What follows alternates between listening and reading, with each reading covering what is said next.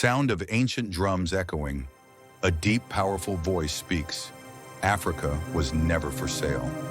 Yet one night, in a cold room in Berlin, her lands were divided like pieces of meat. No African was invited. No African voice was heard. This was the night the vultures gathered. The scramble for Africa began. In the year 1884, the kings of Europe sat around a great table. Maps of Africa stretched before them like a feast. Each ruler reached out, drawing lines, marking borders, claiming kingdoms. Britain, France, Germany, Belgium, Portugal, Spain, Italy, all carving the body of a continent that was not theirs. They called it civilization, but to Africa it was invasion, betrayal, and blood. The meeting was called by Otto von Bismarck, the Iron Chancellor of Germany. He invited 13 European nations and the United States. For 4 long months, from November 1884 to February 1885, they plotted Africa's fate.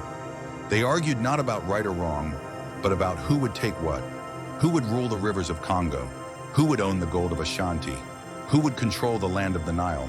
Africa's kingdoms, the empires of Benin, Mali, Congo, and Ethiopia, were ignored as if they did not exist. The ancient walls, the proud kings, the sacred spirits, all unseen by those hungry eyes.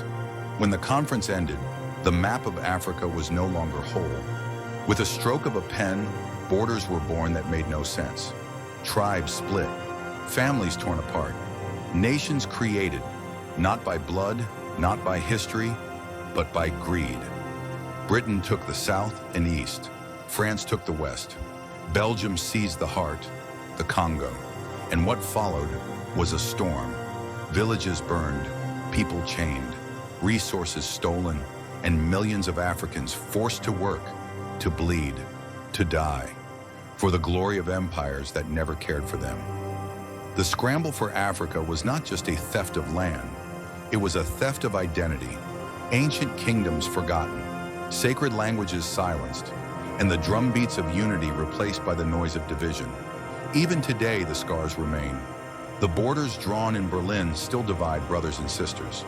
Conflicts still echo from that cursed table, and the spirit of Africa still fights to heal from wounds created in 1884. But Africa has never been defeated. Her roots are deep, her memory long, and her children are rising, remembering the truth that was buried. So remember this, my friend. The story of the Berlin Conference is not just history. It is a warning, a lesson, a fire that still burns beneath the soil of our ancestors. Do not let the truth be forgotten. Speak it, share it, and keep the ancient light of Africa alive. If you love the stories of your ancestors, if you honor the truth they tried to erase, then like this video, leave a comment of strength, and subscribe for more ancient and forgotten African history. Because the past still speaks, and Africa is listening.